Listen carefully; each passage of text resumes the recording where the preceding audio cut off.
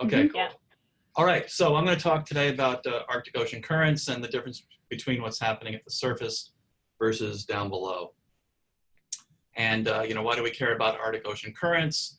One reason is because the surface currents are relatively fresh. The Arctic is a big estuary and brings this fresh water southward into the North Atlantic Ocean, where it's the northern limb of the global ocean conveyor belt, which I think is going to be the topic of the next discussion, so I won't go into details. And come on, next. Why am I not advancing? There we go. And so a reason why we care about motion in the ocean, Arctic Ocean at depth, is because the Arctic is an amazing place with warm water, warm layers that reside below the surface that are happily statically stable because they're saltier than the fresh water above. But if we can increase mixing down there, we can bring up that heat and possibly melt a lot of ice. And I want to stress that the Arctic is the most stratified ocean in the world, and that'll become important later in the talk.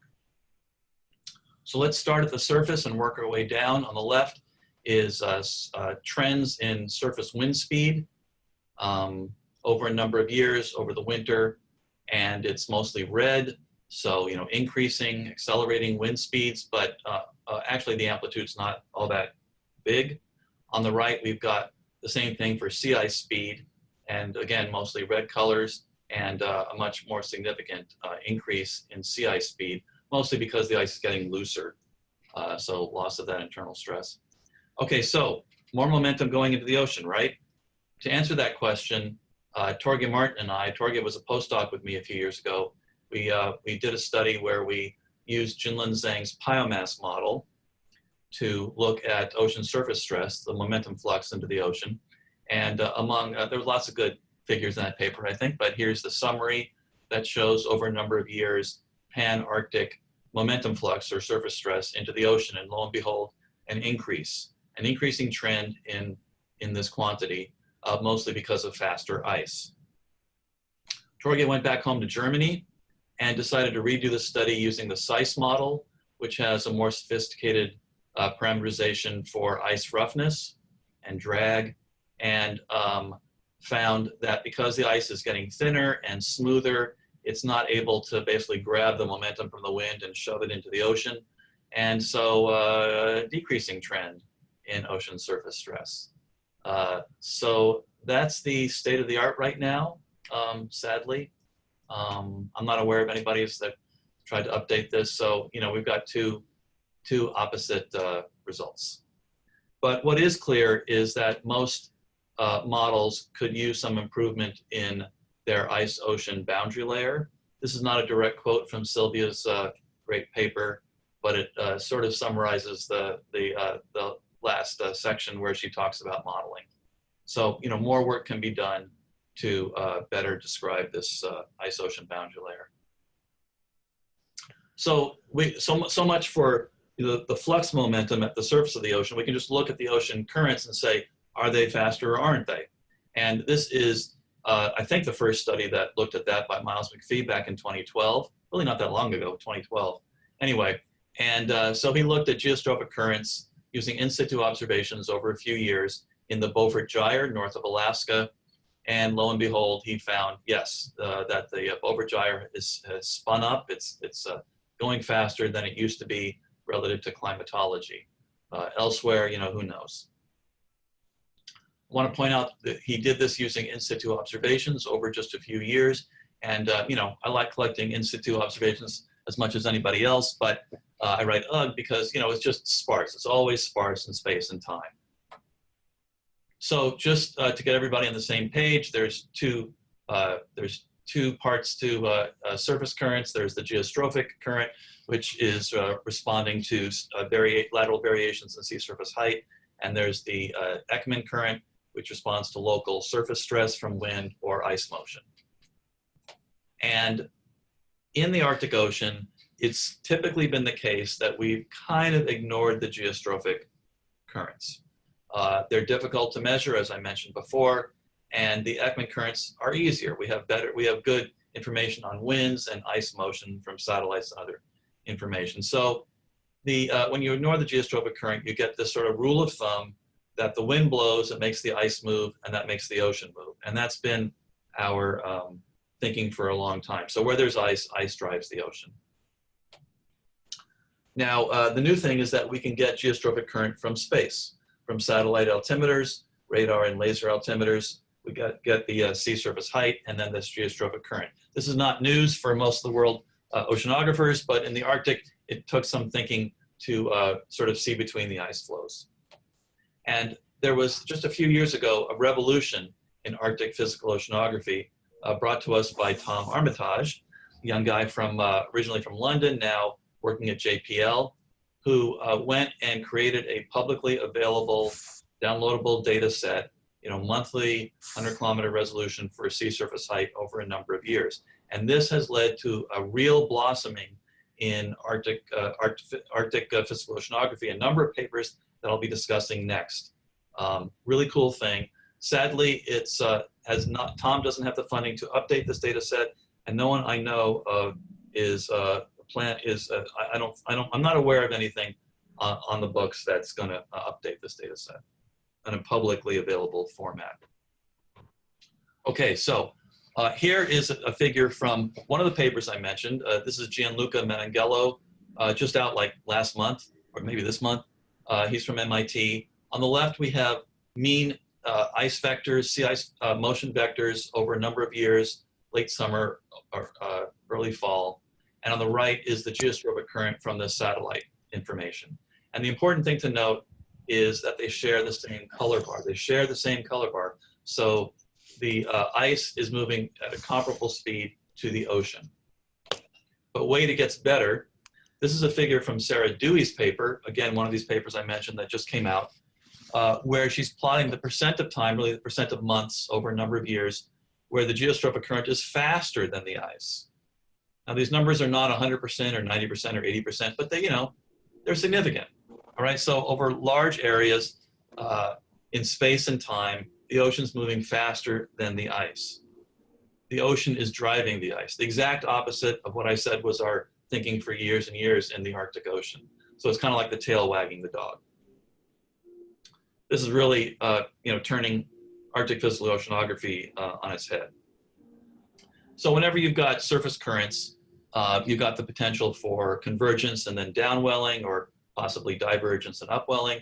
This is important for instance, biologists who want to know about upwelling of nutrients from the deep. And of course, it's important for water mass formation and evolution. So here we've got a figure from Wenli Zhang, another one of these papers. Wenli is a postdoc with me in Seattle. And so the colors show downwelling in blue, upwelling in red.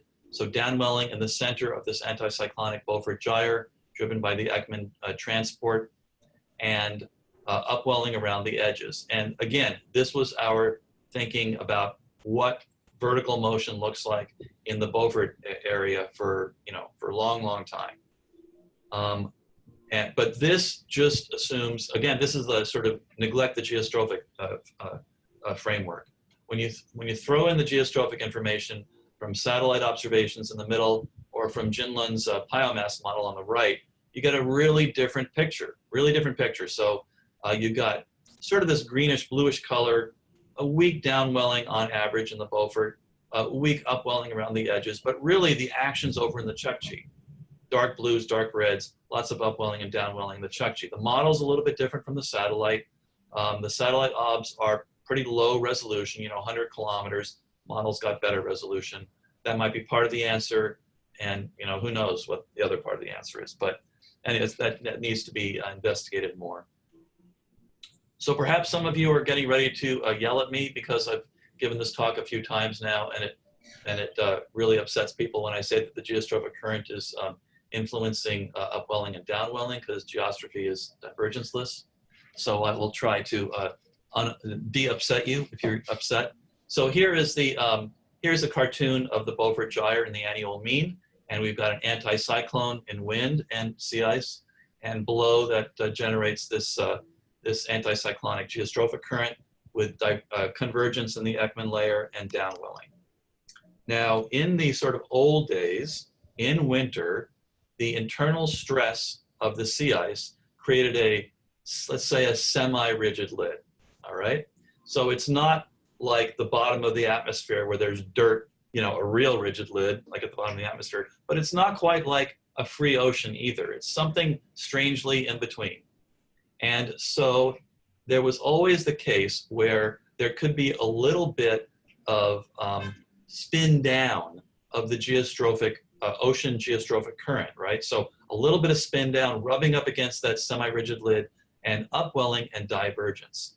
But, you know, we kind of pretty much ignored it in the past.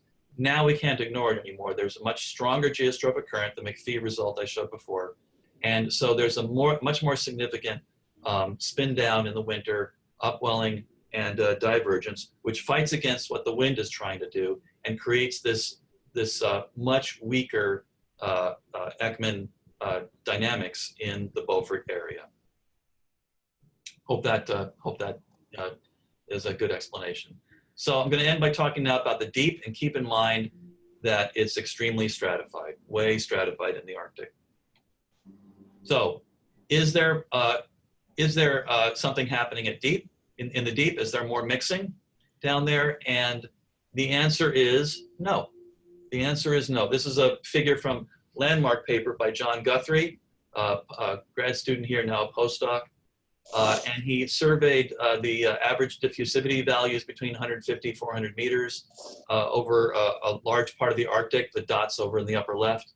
And what he found was that mixing rates in the deep are generally lower in the Canada Basin than elsewhere, but he could find no trend in mixing. And he ascribed this to the fact that the Arctic is really, really stratified and maybe increasing in stratification. So it's just, you know, it's what happens at the surface stays at the surface and has trouble getting down below. There's even a beautiful case study with the 2012 Great Arctic Cyclone that happened in early August of that year, when observations show that the surface went crazy, you know, lots of mixing and acceleration at the surface and nothing happening down below.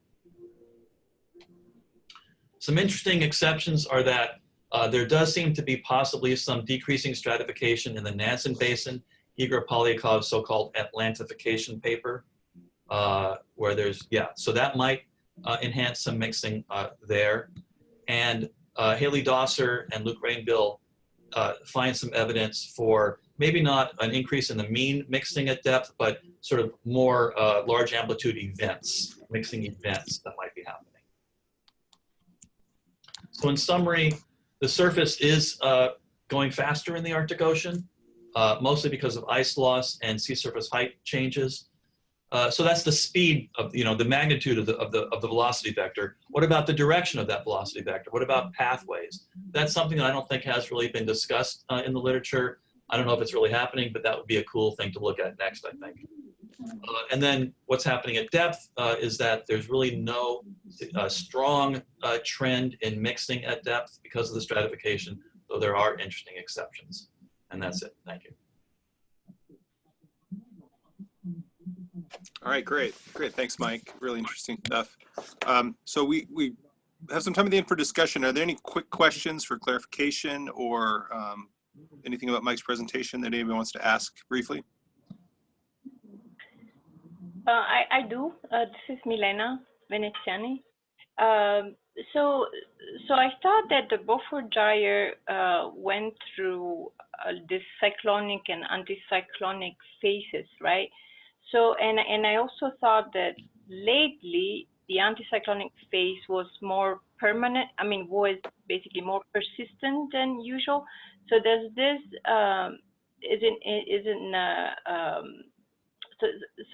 is this idea basically in agreement with what you mentioned for the situation after the 2000 that you mentioned in one of the slides? Yeah, I mean the persistent anticyclone has created a more robust you know, dome of fresh water, which has intensified the geostrophic current. Okay. I have one comment. Mary Louise Timmermans with her student looked at the available potential energy of the Beaufort gyre. And I think their conclusion is that this AP has been increasing lately. And so that would be consistent with a stronger effect of the winds on the Beaufort gyre.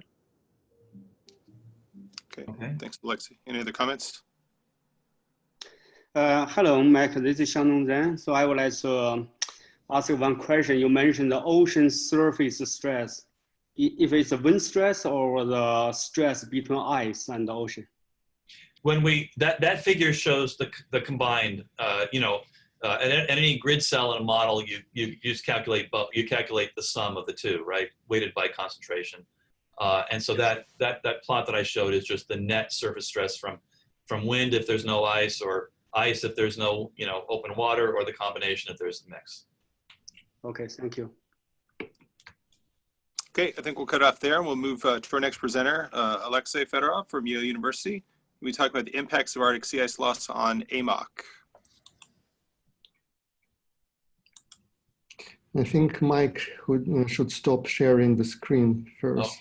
Okay. Yes, I will try to do that, but I'm getting the beach ball of death here, so hang on. Not sure what to do. Yeah, I've got a beach ball of death, so I'm not sure what. Okay, I'm going to try to stop your share from my end. Okay, sorry. I don't know what's going on.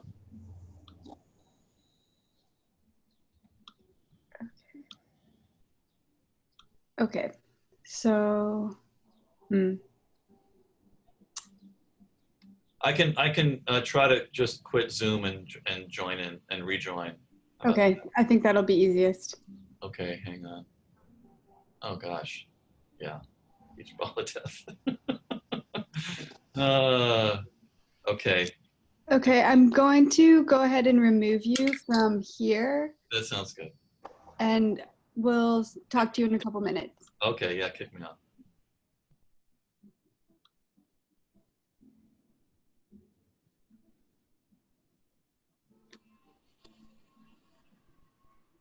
Okay.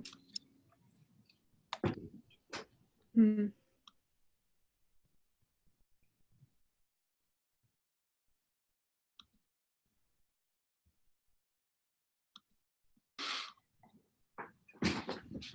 Huh.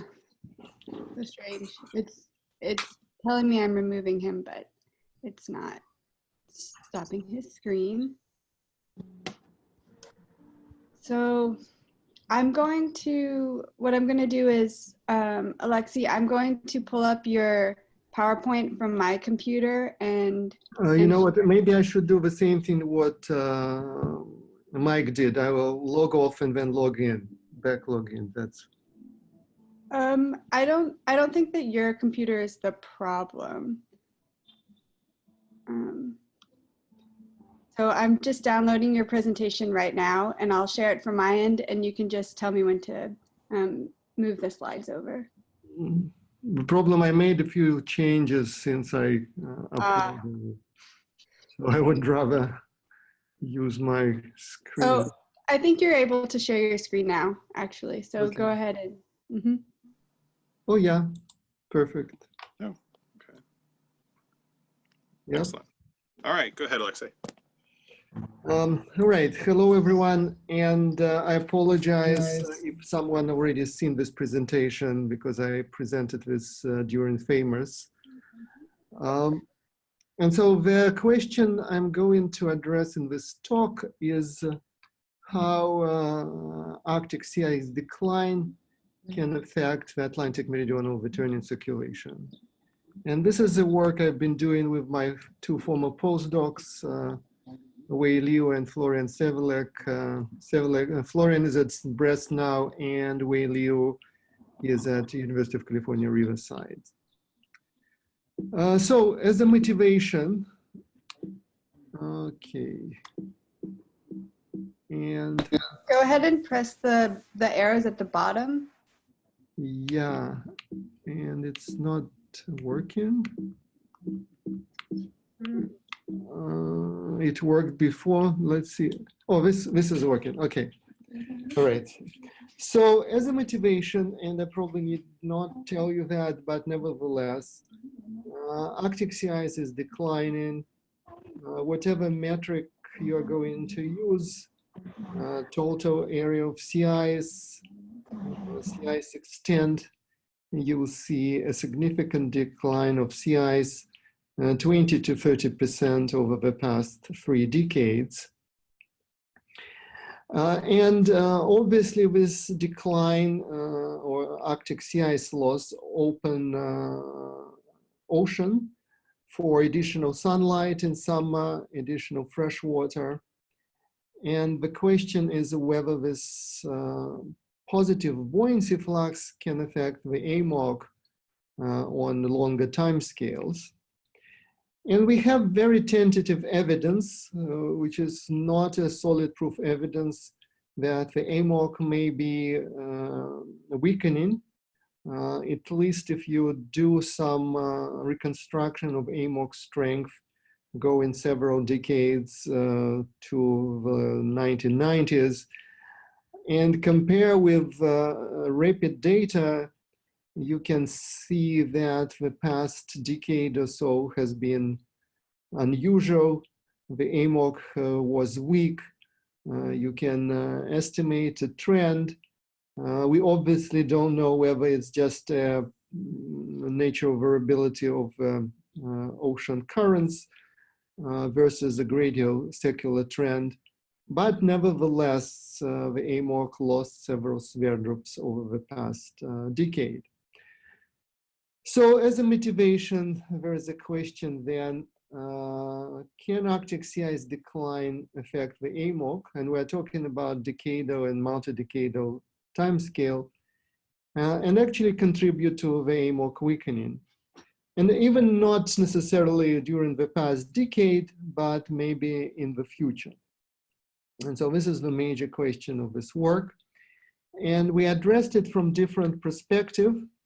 And the first perspective was looking and conducting a joint sensitivity analysis in an ocean GCM.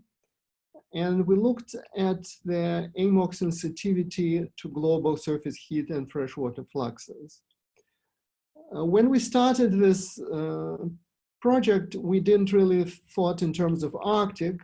We simply wanted to see which regions of the global ocean would affect the AMOC the most, the North Atlantic, the Arctic, or perhaps the Southern Ocean. And the method we used was computing optimal flux perturbation using optimization procedure applied to an ocean GCM. And we varied flux duration in the range 1 to 200 years. Obviously, if your flux anomaly is maintained for 1 year, the result will be different if this flux anomaly is maintained for 100 years. And so the summary of the results is shown here, where we present optimal fluxes in heat fluxes and fresh water, depending on the duration of the flux, 10 years, 50 years, and 100 years. And what we see here that for 10 years, the most efficient way to reduce the strength of AMOC is to apply positive heat flux south of Greenland in the Labrador Sea, for example, and the same way with freshwater flux. However, when we go to longer time scales, this initial region, and I don't know if you see my arrow here. So this region, south of Greenland, is not as strong anymore, and the Arctic region becomes an important player. And then eventually the Arctic Ocean contributes as much sensitivity as any other regions of that you had before. So now it's the Arctic and the North Atlantic affecting the strength of AMOC. So in other words, this is where you can put your fresh water or additional sunlight to reduce the strength of AMOC. So the Arctic, where you lose the sea ice, is now a place where actually you have also additional heat fluxes and freshwater fluxes. And so the Arctic becomes an important factor in controlling the strength of AMOC. And so you can summarize this in this picture showing relative impacts of those perturbations on the AMOC strength. And if you are, and this is as a function of the duration of the imposed fluxes.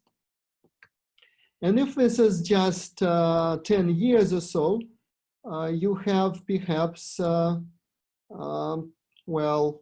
30% of AMOC sensitivity comes from the Arctic.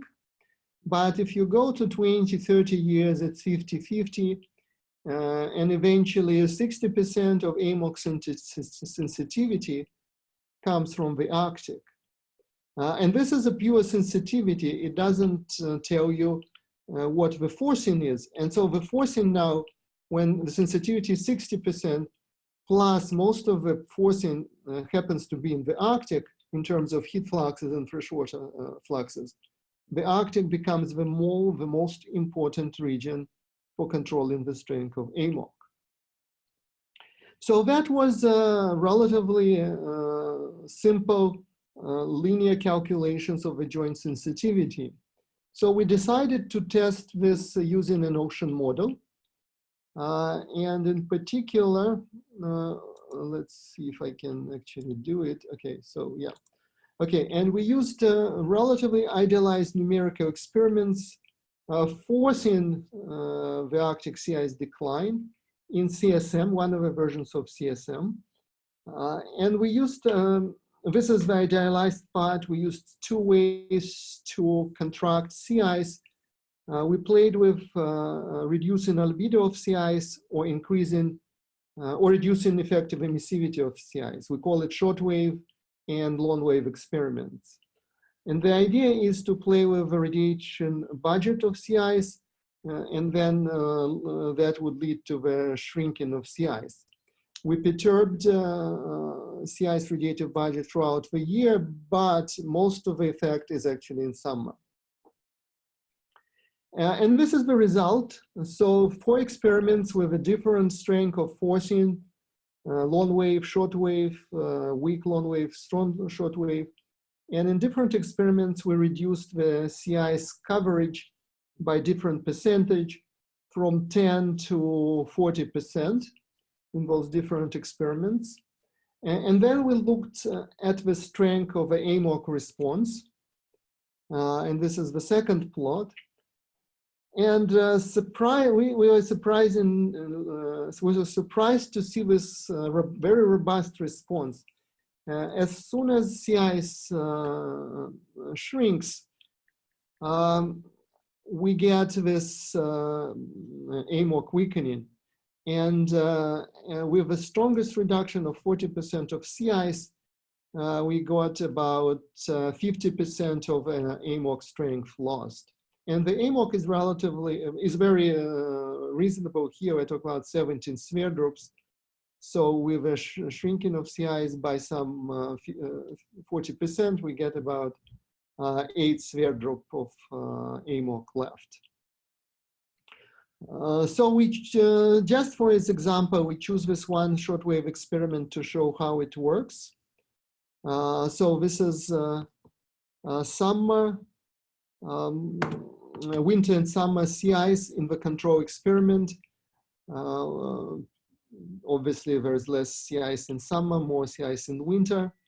And then when we impose our forcing, we lose sea ice in summer, not in winter, because the forcing is such that radiative budget is especially affected in summer. So ice loss occurs in summer. And so the next question is why exactly the AMOC is weakening? Well, as I mentioned before, we have heat fluxes going into the ocean, and we have the freshening of the Arctic going on. You can actually, so you can see the salinity anomalies and freshwater anomalies, and temperature anomalies in this slide. And with time, this heat and fresh water accumulates in the Arctic, and when it escapes, the anomalies propagate downstream, affect deep convection, and in the model, it's over here, south of Greenland. And those anomalies suppress deep convection, and the AMOC is weakening. So you can see here, year 110, very clearly the Beaufort gyre, and it becomes fresher, and then the entire Arctic becomes fresher. And this freshening by year 40 and 50, this relatively fresh water escapes the Arctic, and then it affects the North Atlantic. Some of the effects on the ocean temperatures, well, the ocean is getting warmer around the margins of sea ice, but downstream you have actually a cold anomaly, and that's because the AMOC is weakening, and you have the so-called warming hole. The AMOC heat transport is reduced, and so the ocean is cooling downstream. And that actually looks not far from the observation of SST trends over the past like 50 years. At least qualitatively, it's a very similar pattern. Warming over the margins of sea ice and then cooling downstream. The final thing we did, we analyzed control runs of many climate GCMs, trying to see this regime when sea ice control the AMOC. And we did find this regime, and this is this plot showing lead lag correlations between sea ice strength and the AMOC. And what you can see here, it's correlation coefficient, different models, and the black line is ensemble model mean, multimodal mean. Oops. And here you see that there is a positive correlation for negative lags, meaning sea ice control the AMOC. So less ice leads to a weaker AMOC. The correlations are relatively weak, it's 2.3, but that's because it's multimodal mean. For each particular model, it can be much stronger. We're talking about correlation up to 0.6. So the regime is clearly there, not just in idealized experiment, but in the control runs of climate models. So this is my conclusions. So sea ice decline warms and freshens the upper Arctic Ocean. The buoyancy anomaly spread to the North Atlantic and weakened the AMOC. We're talking about several decades to a century. And based on this modeling result, we estimate that up to 40% of the future AMOC slowdown may be due to sea ice decline in the Arctic. And if we don't get this in the model, I mean the sea ice decline, then the AMOC will slow down not as much. And this is the result. The results are in 3 papers. 1 is published and 2 are under review. Thank you. That's it for this presentation. Okay, great. Thanks, Alexey. Well, we go ahead and switch over the presenter to Milena. Are there any questions for Alexey about AMOC and sea ice decline? I'd like to ask one. Go ahead. Alexey, it seems to me it's not so much about sea ice decline, but about the way you did the experiment, a larger seasonal amplitude. I mean, it seems like the winter was unchanged and the summer had way less ice. So it's like a bigger seasonal. Yeah, that's an important issue. You're absolutely right. Part of this effect is the increase in the seasonal cycle of sea ice. But in terms of heat fluxes, well, it doesn't really matter. Most of the heat fluxes are going into the ocean in summer anyhow. But in terms of fresh water, it's actually this increase of seasonal melting and freezing of sea ice that contributes to this freshening. What happens, there is a more stratified ocean, So fresh water stays in the upper ocean, and this salt water goes down into deeper Arctic. Because freezing and freezing and melting in the net doesn't change salinity, but this restratification of the ocean with salt going down and fresh water staying in the upper ocean and escaping to the Atlantic, that's an important effect. So you're absolutely right. The increasing the seasonal cycle of sea ice is an important effect in this process. Okay, thanks. I think we're going to move on to our final presenter. Give her a fair 15 minutes. So finally up is Milena Veneziani from Los Alamos, talking about sea ice variability and convection processes in the Nordic Seas.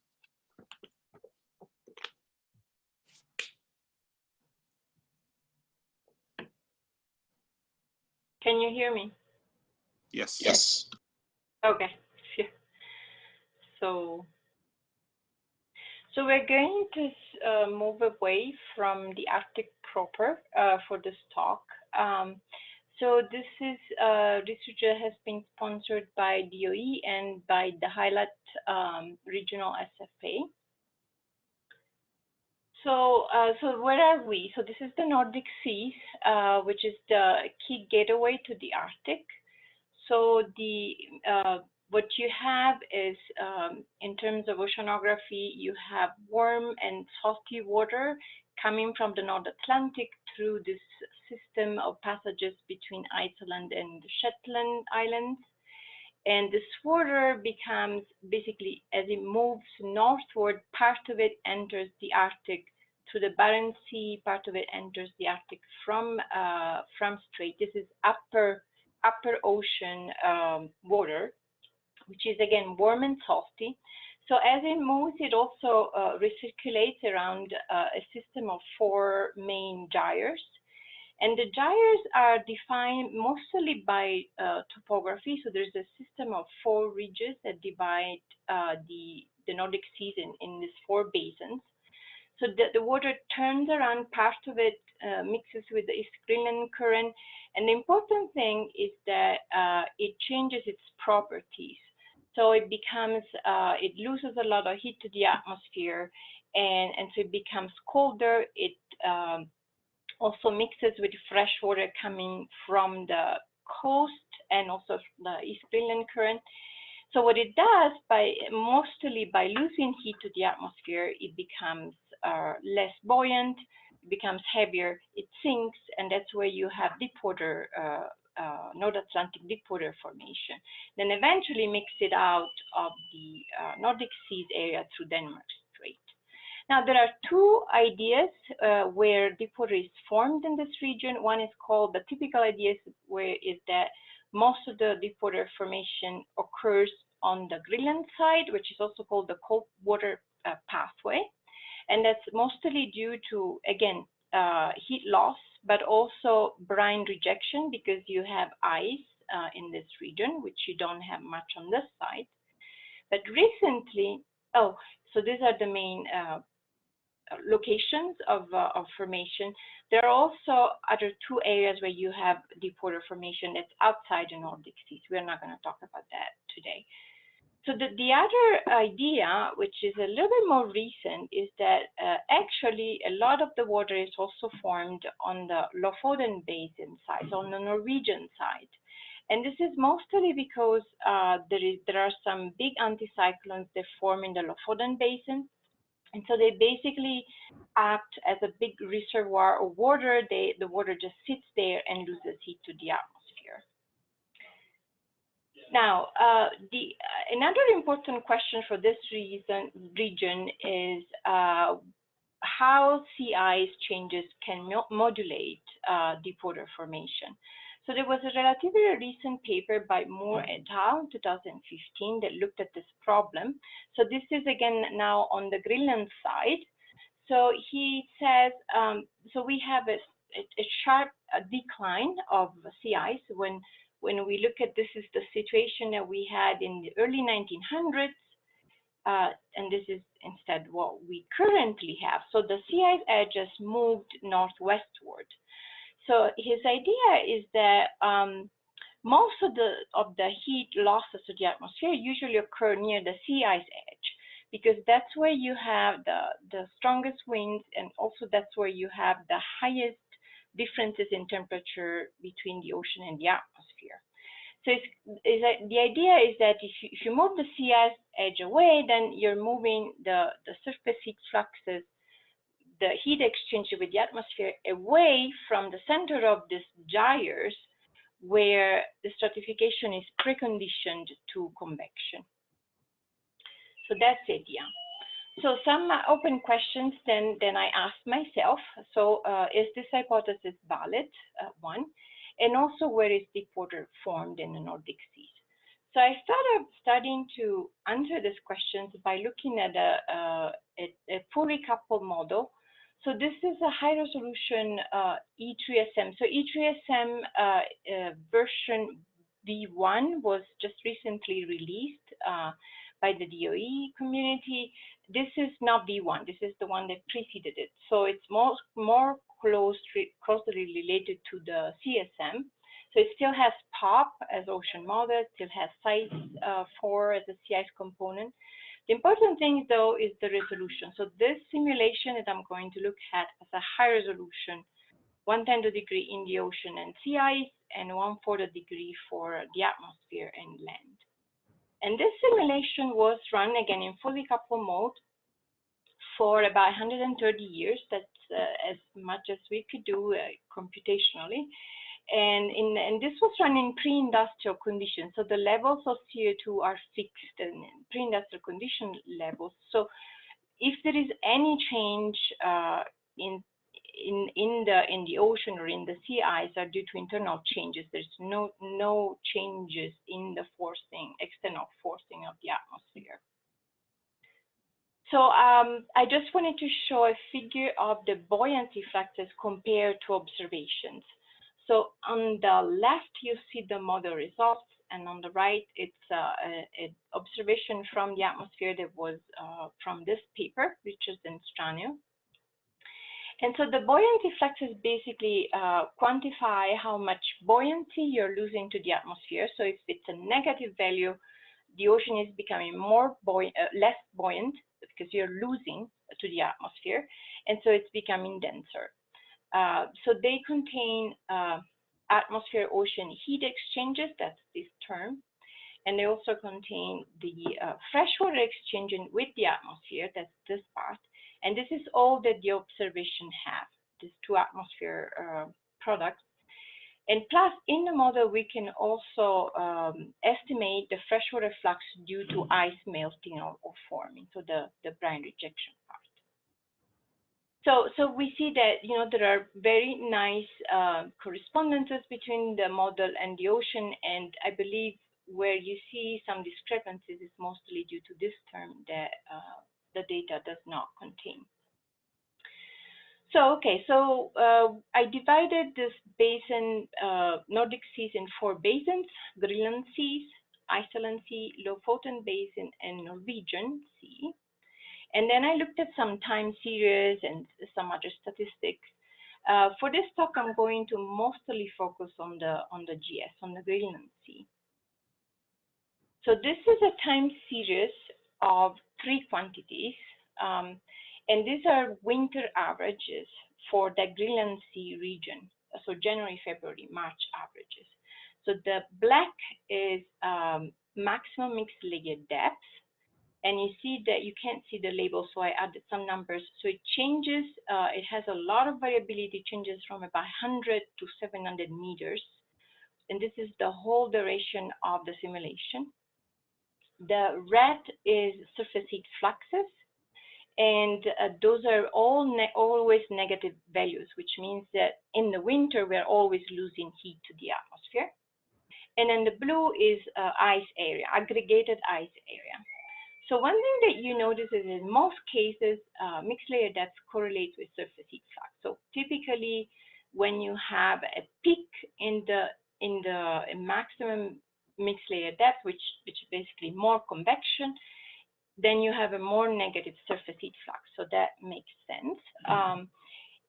For instead, the correlation between the mixed layer depth and the ice area, it's a little bit trickier. So typically, you see that they are anti-correlated. So if you have, say, let's say here a peak of high mixed layer depth, then you have a lower sea ice area.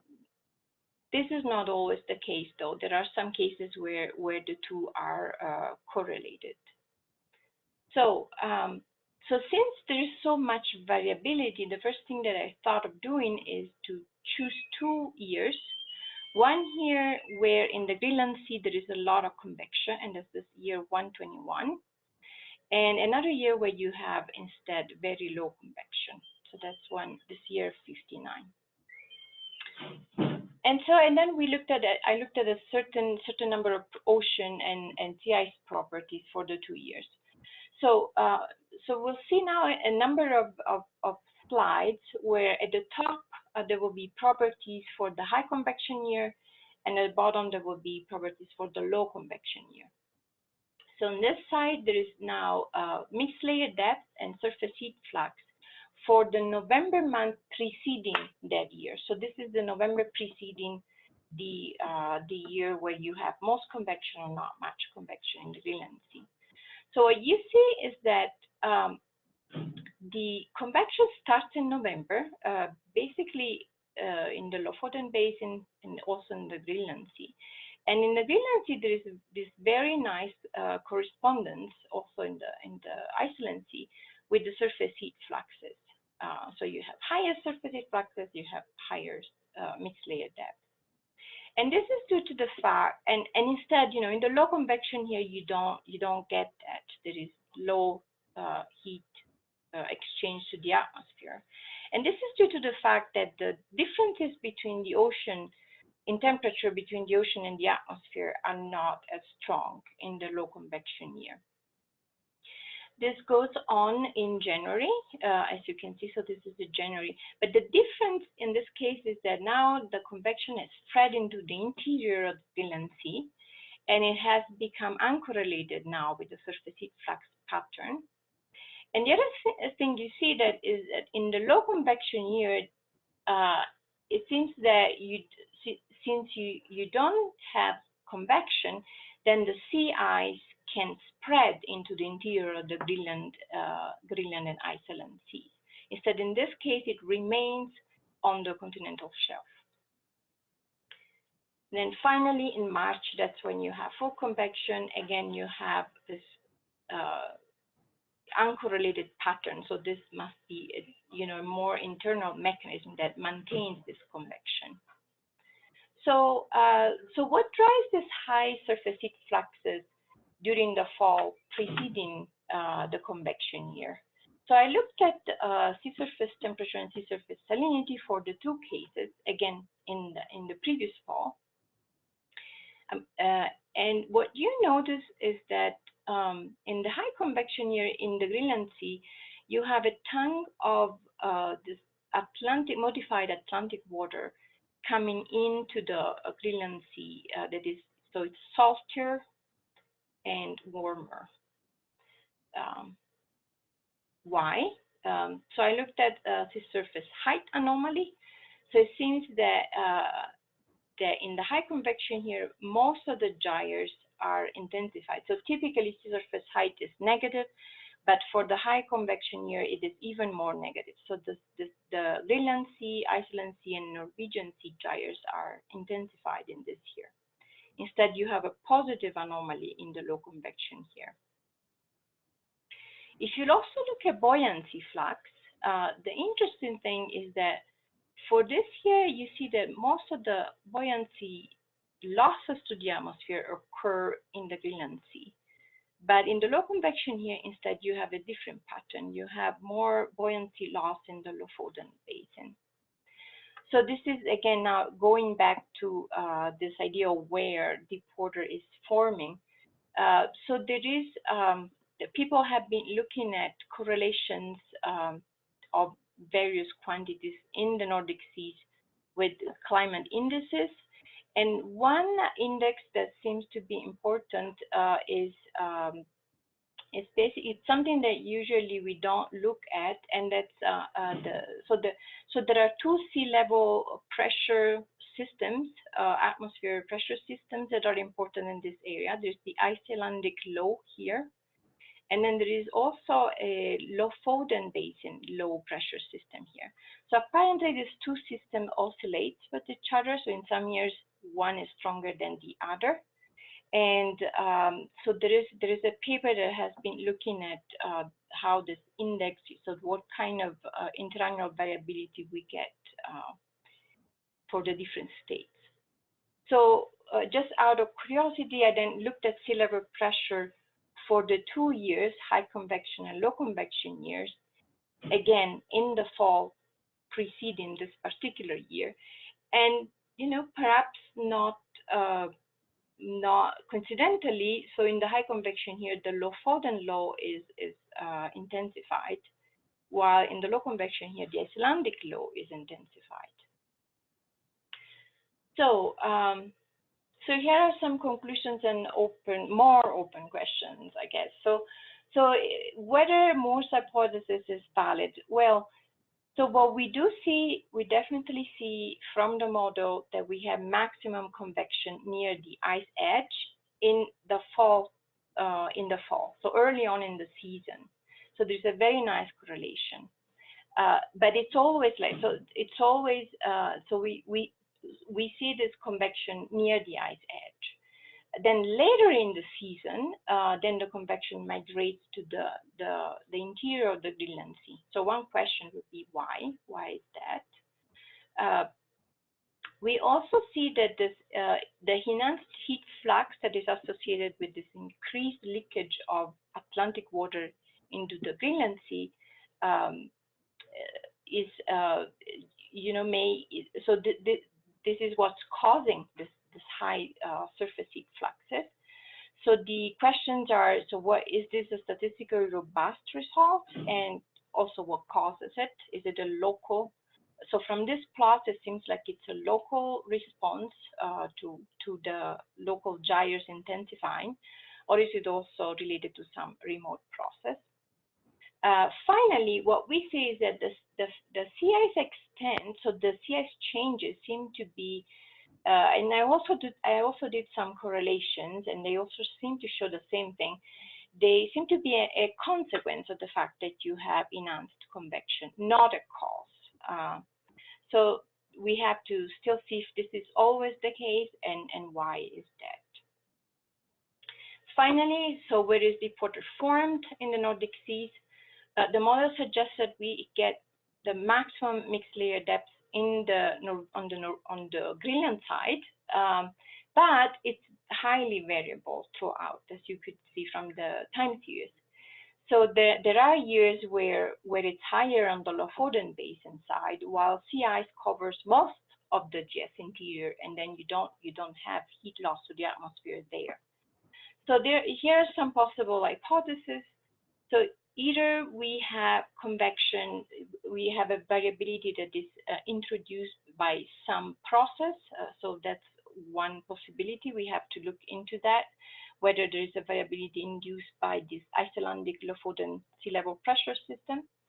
The other hypothesis is that simply convection happens on both sides most times, but there are different density classes that are formed on the two sides. So there is, for example, a paper that looks at that, a water mass formation, and it shows that on the Lofoten Basin side, you form water that is less deep.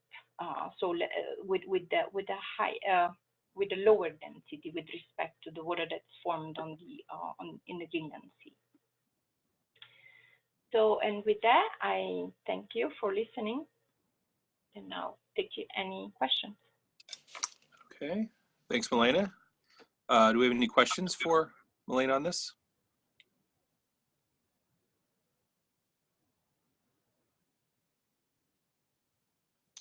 Hello, this is Xiangdong Zhang. I would like to ask one question. So you mentioned the sea ice is the response to deep convection. So what's the reason behind that? Well, it could be that so if you I guess it also depends on the stratification. So if you're moving water, warm water up and down in that region, then you're basically you know, if you're keeping warmer water in the region of convection going, then you're preventing the sea ice from forming. That could be one possibility. Another one could be related to wind. So depending on the wind patterns, you know, if you could keep the ice from forming towards the interior. But again, you know, it's an open question. We need to look at it more carefully. Okay, But thank you. especially if you have, you know, some warm water somewhere coming from the subsurface, and then you keep basically mixing it with the surface, then that could be a reason. But. Yeah, okay. When I look at the sea level pressure and sea ice extend and the deep convection over there, I thought maybe the recirculation of Atlantic water and sea ice outflow from Arctic could be both could be controlled or driven by the wind. Maybe it's not a relation between sea ice and the deep convection. Yes, I agree. Okay, thank you. Okay, thanks. Any other questions for Milena?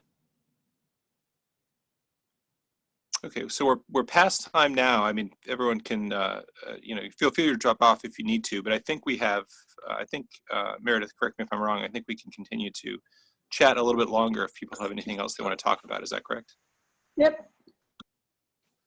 Okay, does anyone have any issues they want to bring up, given, I mean, we saw 3 really interesting talks concerning the role of sea ice and the cause and consequence of changes in sea ice on heat fluxes and momentum fluxes and buoyancy fluxes in the ocean. Does anyone have anything they want to bring up or discuss specifically? If not, I have something I kind of want to ask.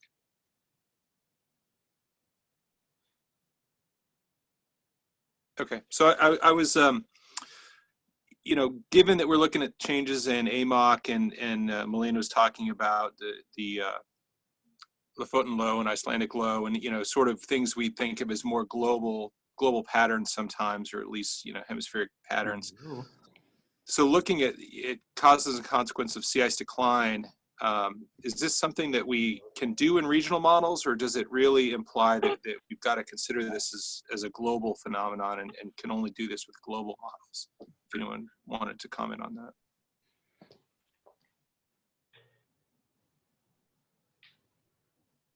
I think, Alexey, are you talking, but you're muted?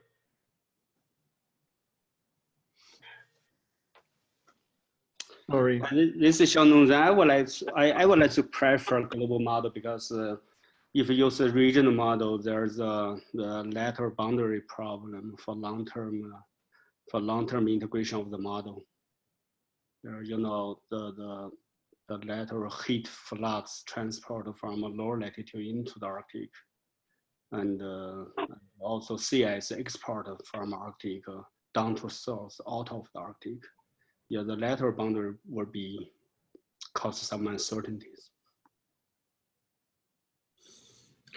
Also, I mean, from Alexey's talk, it seems like I think they may be good for a few decades, right? To describe what's going on locally for you know, maybe with regional modeling you can increase the resolution locally. Yeah, exactly. But then when you're going to go longer, then you need to consider it more of a global thing.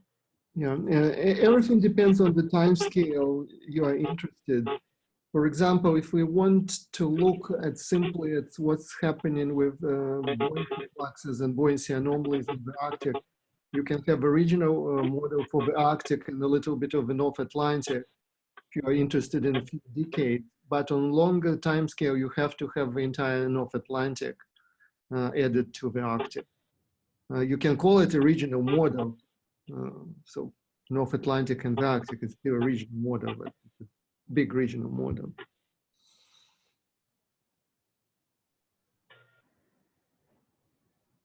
All right, thanks. I was also kind of not surprised, but looking at the for those of you who are showing shortwave and longwave heat fluxes, these are all like sort of single-digit heat flux anomalies, which right, I don't think our observational programs, we really can't nail down shortwave or longwave heat fluxes with any kind of fidelity close to that. So I think it's it's really interesting how these systems interrelate, and how I would argue little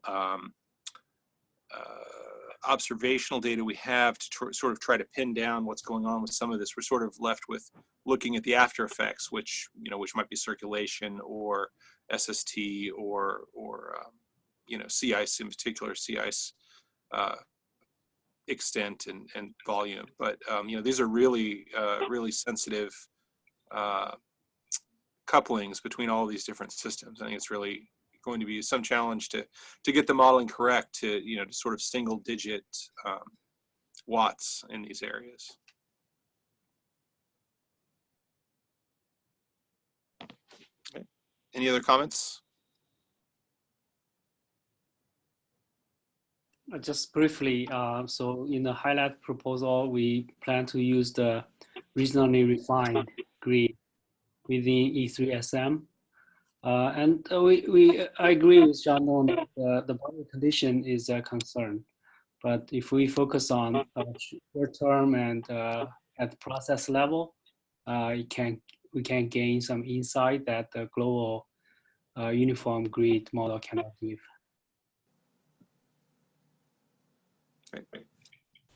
Well, I mean, I think that Alexey showed a plot that had Arctic, North Atlantic, and other was small out to hundreds of years. So, I'll just be the contrarian and say that Alexey's talk said that we don't need a global model out to hundreds of years. Well, That's what your figure showed. it depends what you want to look at. If you're thinking about a climate model, global impacts will be global by definition. From the point of view, like 1 century, if you're interested in one century, then the Arctic and the North Atlantic, from the point of view of the ocean, would be sufficient. On longer time scale, you have to add other oceans. Okay. Right. Although Alexey, say you were looking at sensitivity to buoyancy fluxes, heat and freshwater fluxes. Yeah, but not momentum, right? I mean, there was an argument some time ago that was talking about, like, for example, momentum fluxes in the Antarctic circumpolar current, and whether or not that could drive global overturning circulation. And so I think, there may be a role for momentum flux as well. Yeah, you're absolutely right. But on these time scales, multi-decadal time scales, the changes in momentum fluxes over the Southern Ocean have a big effect locally in the Southern Ocean, but not globally. So the rest, in my plot of sensitivity, the rest was actually the Southern Ocean. And you could notice that it's growing in time. So when you go into 2 or 3 centuries, it becomes more and more important. Yeah, but on multi-decadal timescales, it's not affecting the AMOC, at least the AMOC in the Northern Hemisphere. It's just too short a time scale. Right. Concerning momentum over the Arctic, we didn't really look, but it may be an important problem. But there is a lot of uncertainty. At least with heat and freshwater fluxes, we are more or less sure, at least the scientists were sure that it will be warmer and fresher. But with the wind stress, we're going back and forth what's going to happen with wind stress. Right. Okay, thanks. Any other comments, discussion points?